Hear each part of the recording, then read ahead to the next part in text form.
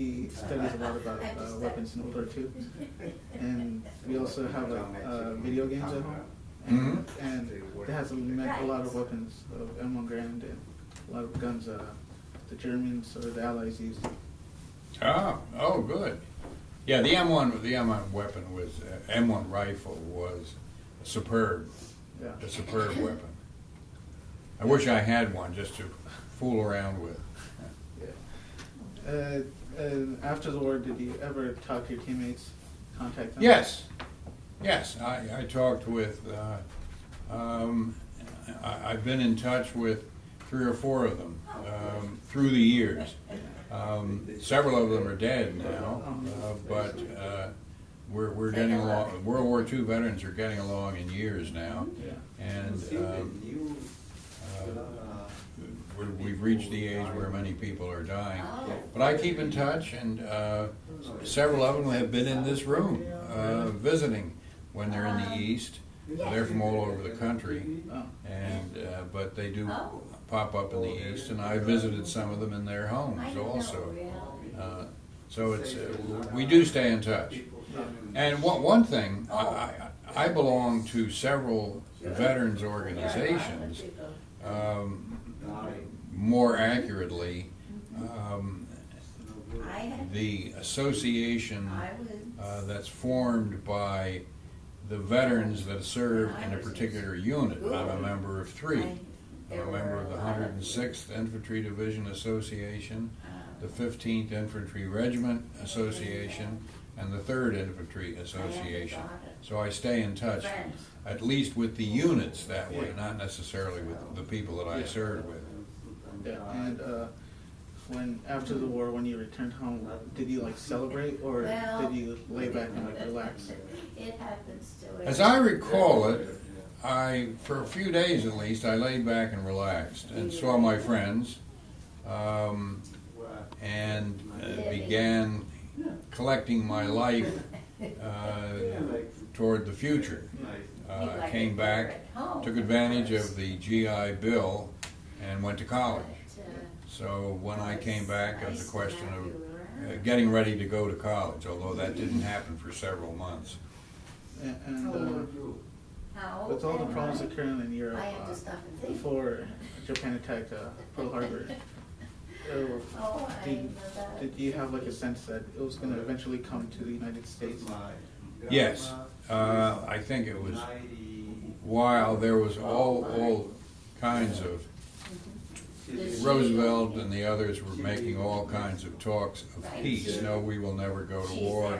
Franklin Roosevelt lied to the American people and said the American boys will never fight on foreign soil. Well, we lost about 300,000 American lives in the Pacific and in Europe before the war was over. But when Japan attacked Pearl Harbor, the war had been already on for 2 years, over 2 years. And it started in September of 1939 when Germany invaded Poland. And then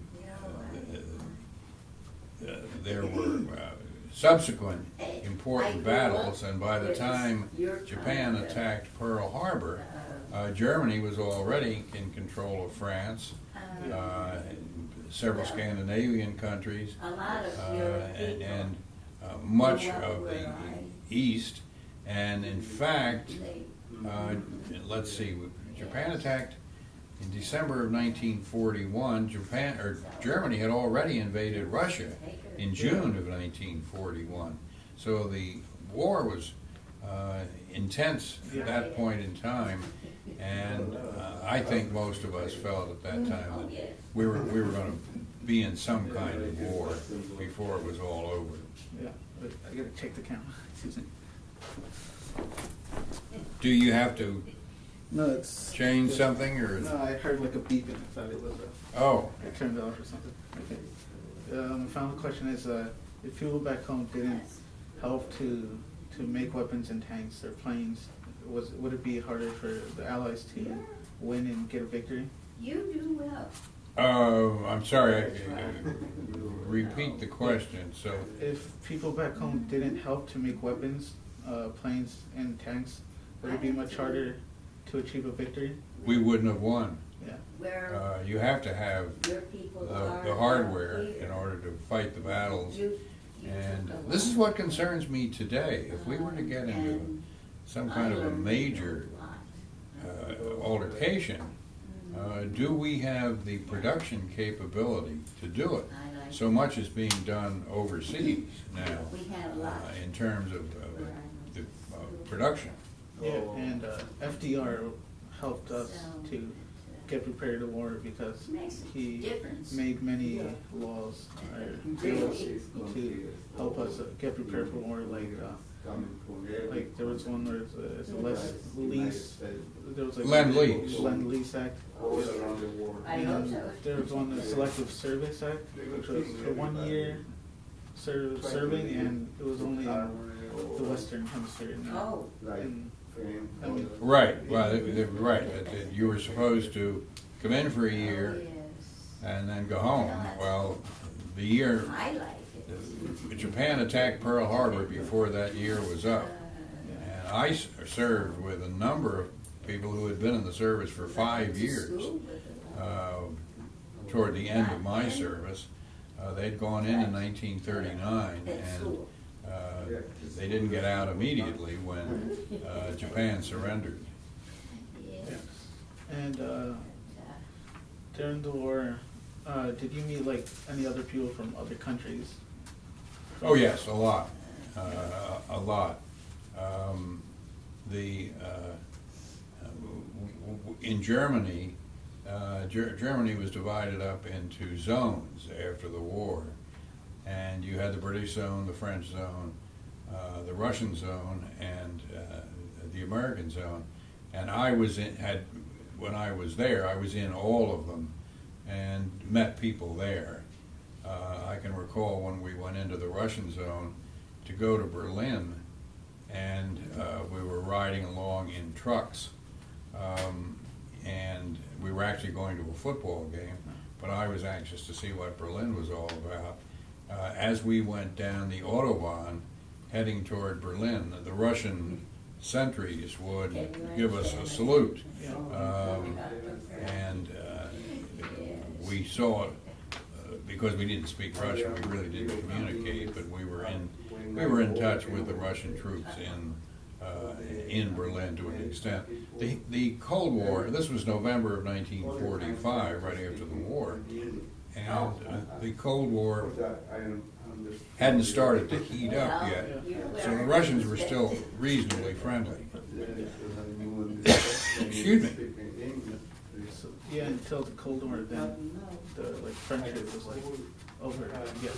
Right, and almost immediately after the war, the month or so right after the war, I was stationed.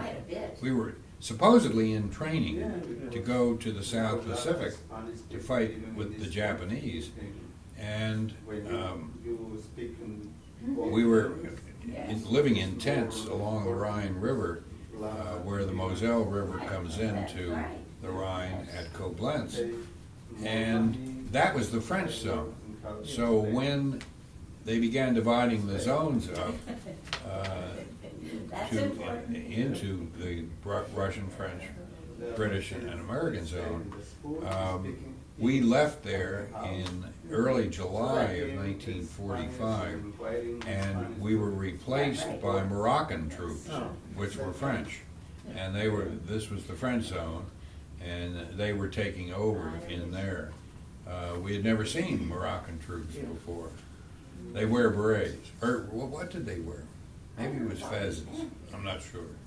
Yeah, but now there's a whole diversity in the military now. Oh, yes, those zones have broken down. Yeah. They didn't last very long. Yeah. Thank you. This has been an interview with Thomas Poole. Yes. Thank you. Thank you, Samuel.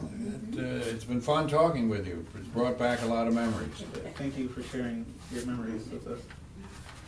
If you think of any more, don't hesitate giving me a call. Any more questions or Right, anything we didn't answer. All right, thank you, Now I can't say anything.